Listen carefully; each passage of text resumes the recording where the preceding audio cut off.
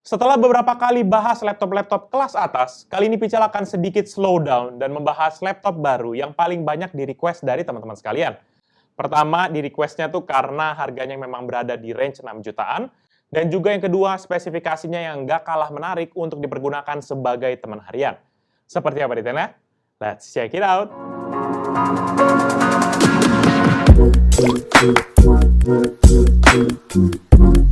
Halo guys, balik lagi bersama Pical dan kali ini kita akan membahas sebuah laptop yang masuk kepada segmen entry level dari HP, yaitu HP 245G7.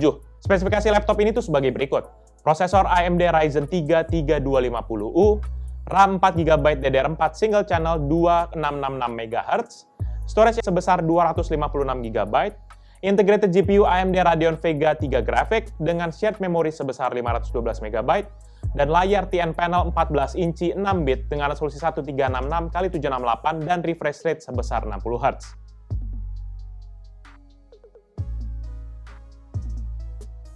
Secara desain, laptop ini memiliki tampilan dari kebanyakan laptop HP consumer pada umumnya. Benar-benar seperti fotokopi dari desain laptop HP yang lain gitu loh, yang Pical pernah bahas gitu. Urusan warna, laptop ini didominasi oleh warna abu-abu gelap, mulai dari panel depan, panel bawah, dan juga area sekitar palm rest. Nggak terdapat kombinasi warna yang kontras di sini ya. Cukup flat sih menurut Pical warnanya ini. Selain warna abu-abu, hanya ada warna hitam saja, itu pun di area bezel layarnya. Dan material bodi laptop ini sendiri adalah plastik, sehingga ekspektasi akan adanya flex baik di panel depan hingga di area keyboardnya, itu harusnya kita udah maklum lah ya.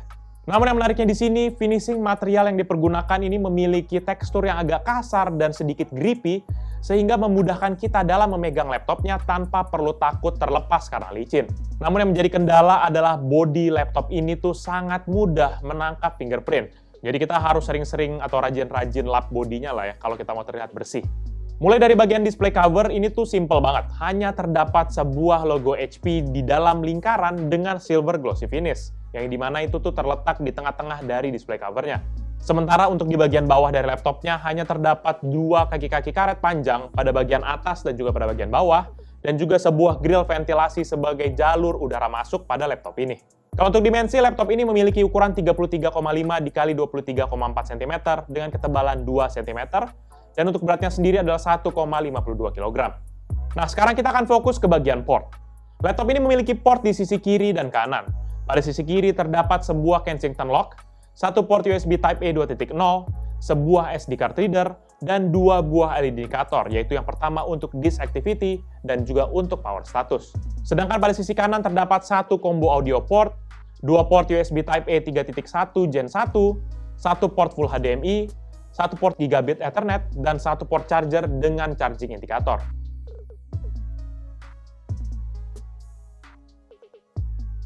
Di bagian layar, kita nggak bisa ekspektasi banyak di area ini. Laptop ini masih dilengkapi dengan layar TN panel berukuran 14 inci dengan resolusi HD atau 1366x768. Dan refresh rate-nya ini sendiri sebesar 60Hz. Layarnya juga memiliki anti-glare, sehingga nggak perlu khawatir kalau banyak cahaya akan terpantul melalui layarnya.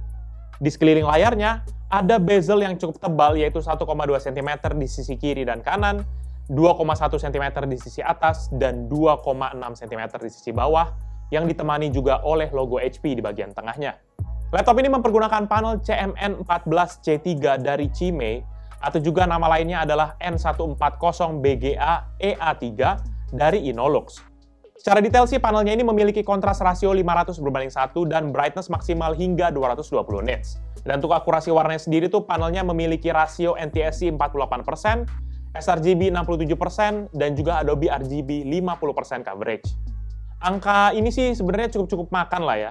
Nggak berharap banyak deh kita, terutama buat kita yang fokus pada content creation yang membutuhkan akurasi layar yang cukup tinggi. Dan sebagai penopang layarnya, terdapat dua buah engsel yang di-cover plastik pada bagian tengahnya. Engselnya ini mendukung bukaan layar hingga 128 derajat. Ya, sehingga layarnya ini bukaannya agak terbatas ya. Nggak kayak yang lain-lain yang udah sampai 180 gitu.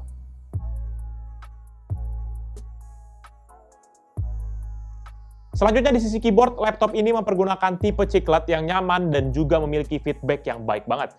Fontnya berwarna putih yang ada di keyboardnya menambah kontras sehingga memudahkan kita dalam mengetik. Urusan responsnya ini sendiri cukup cepat, terutama mengimbangi kita yang sering banget mengetik. Dan selama mengetik, level akurasi keyboardnya ini sangat baik, walaupun menurut pribadi Pichel, akan cepet capek mengetik mempergunakan keyboard ini. Dan juga sangat disayangkan tidak ada backlight pada keyboardnya, sehingga nggak bisa dipakai dalam area yang minim cahaya. Minimal kita butuh pakai senter tambahan deh. Beralih kepada touchpad, laptop ini memiliki sebuah touchpad yang berukuran 11,3 x 6,6 cm yang terletak agak sedikit ke kiri. Touchpad-nya juga ada dua tombol fisik yang memudahkan kita dalam melakukan klik kiri ataupun klik kanan. Dan juga secara fitur, touchpad-nya juga sudah mendukung akan fitur Smart Gesture.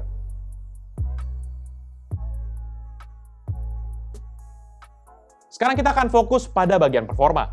Sebagai inti dari laptop ini tuh adalah prosesor dari AMD, yaitu AMD Ryzen 3 3250U, yang memiliki fabrikasi 12 nanometer. Prosesor ini secara inti ada 4, yaitu 2 inti fisik dan juga 2 inti virtual, dengan base frekuensi 2,6 GHz dan max 3,5 GHz. Sedangkan untuk TDP-nya sendiri adalah 15 watt yang tergolong cukup hemat daya. Untuk melihat kinerja laptop ini, kita akan uji performanya mempergunakan serangkaian benchmark seperti biasa untuk melihat bagaimana kemampuan dari laptop ini. Yang pertama dengan Cinebench R20 dan HP 245G7 mendapatkan skor sebesar 792 poin. Berikut ini merupakan perbandingan dengan laptop dan PC yang Pichel pernah review.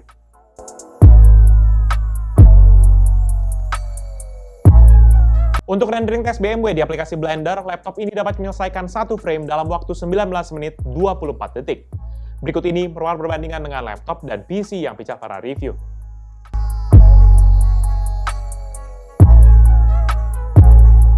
Untuk PC Mark 10 sebagai gambaran overall performa dari laptop ini, skor yang didapat adalah 5.423 untuk esensial, 4.820 untuk productivity, dan 2.139 untuk digital content creation.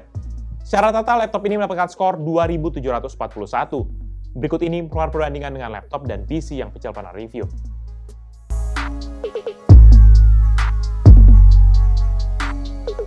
Di bagian grafis, laptop ini memiliki integrated GPU yaitu AMD Radeon Vega 3 dengan shared memory sebesar 512 MB. Untuk melihat performa GPU-nya, kita akan jalankan 3D Mark x Pi dan hasilnya untuk grafik mendapatkan skor 316 dan CPU skor sebesar 1598. Sehingga secara rata mendapatkan skor 359. Berikut ini merupakan perbandingan dengan laptop dan PC yang Pichel pernah review.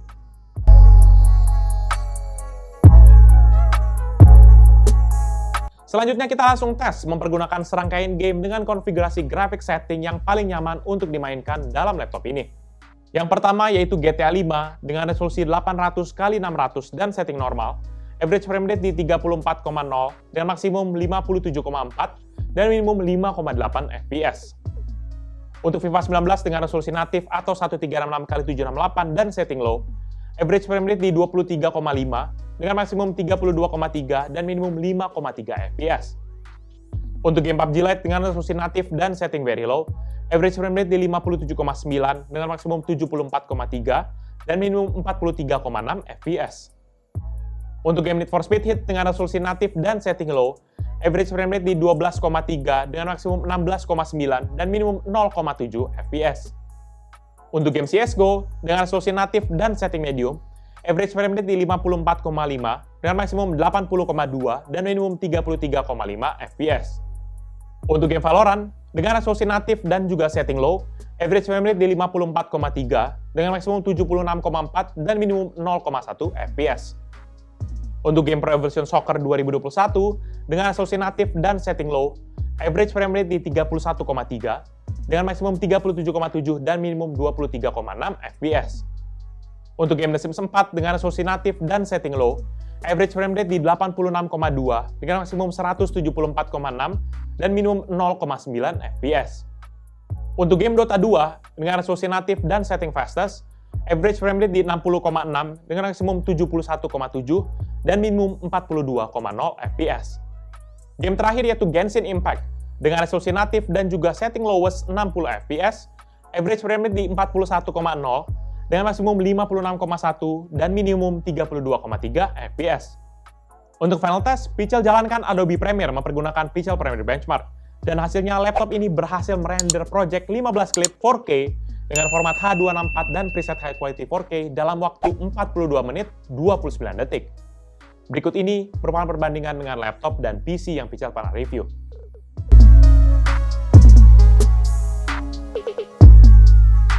Secara performa sih jelas ya bahwa laptop ini ditujukan untuk pemakaian harian yang nggak menuntut kinerja tinggi. Kalau untuk kuliahan, sekedar presentasi, Zoom meeting, dan juga editing foto ataupun video ringan sih harusnya nggak masalah. Tapi kalau sudah proses yang cukup demanding gitu ya, seperti gaming, video editing 4K, ya kalau untuk begitu tuh harap bersabar aja. Maklum, ini hanya Ryzen 3 dan juga mengandalkan integrated GPU-nya.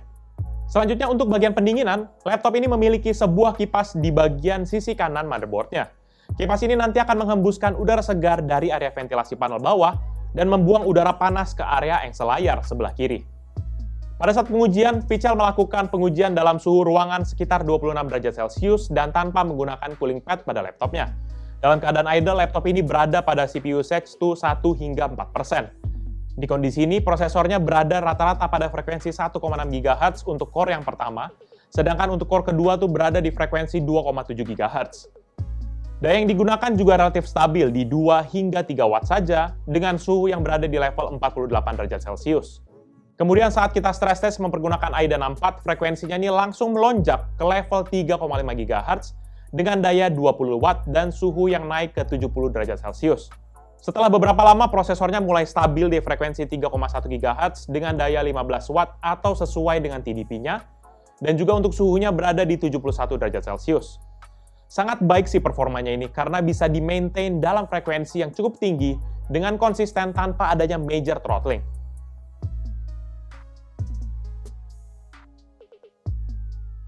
Di sektor audio, HP 245G7 ini memiliki dua buah speaker stereo yang mengarah ke bagian atas dari laptopnya. Hal ini ada positif, ada juga negatifnya. Tapi kalau untuk negatifnya ini, yaitu suaranya tuh tidak terpantul ke bawah, sehingga secara kualitas kekerasan suara gitu ya, ini kurang keras menurut Pichel. Kita coba tes di volume maksimal dan speaker internalnya dapat menghasilkan suara rata-rata 63,2 desibel dan maksimal 69,6 desibel. Berikut ini merupakan contoh hasil audio dari laptop HP 245G7.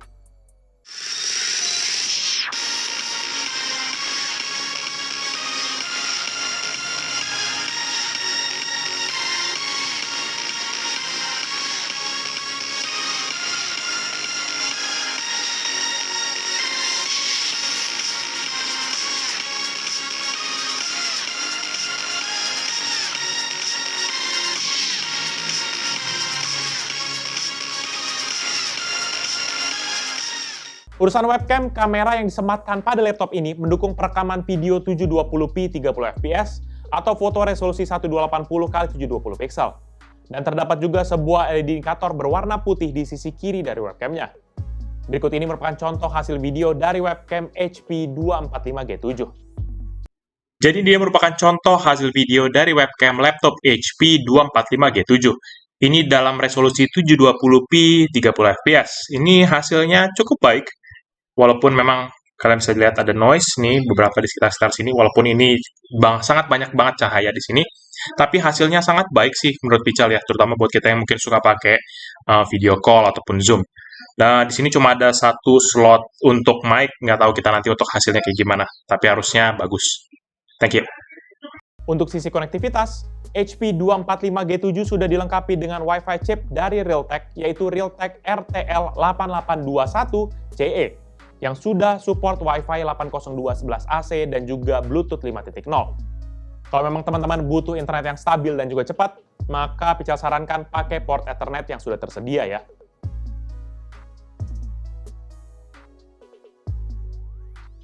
Di bagian baterai, laptop ini mempergunakan lithium ion dengan kapasitas 41.400 mWh, di mana ini integrated di dalam laptopnya. Untuk menguji daya tahan baterainya, kita coba stress test mempergunakan AIDA 64 dan hasilnya baterainya dapat bertahan selama 1 jam 38 menit dengan maximum brightness dan juga mode high performance.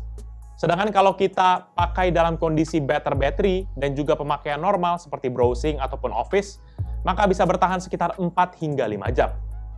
Dalam mengisi dayanya, kita bisa mempergunakan charger bawaannya dengan spesifikasi 19,5 volt, 2,31 ampere, sehingga total dayanya sendiri adalah 45 watt. Untuk mengisi dayanya dari kosong hingga penuh membutuhkan waktu 1 jam 44 menit dalam keadaan laptop tidak digunakan.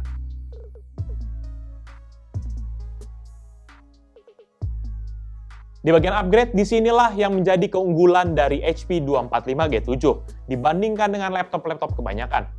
Dari sisi storage, ada dua opsi yang bisa kita pergunakan. Yang pertama ada slot M2 SATA yang saat ini sudah terisi 256GB, dan ada satu slot untuk harddisk ataupun SSD ukuran 2,5 inci.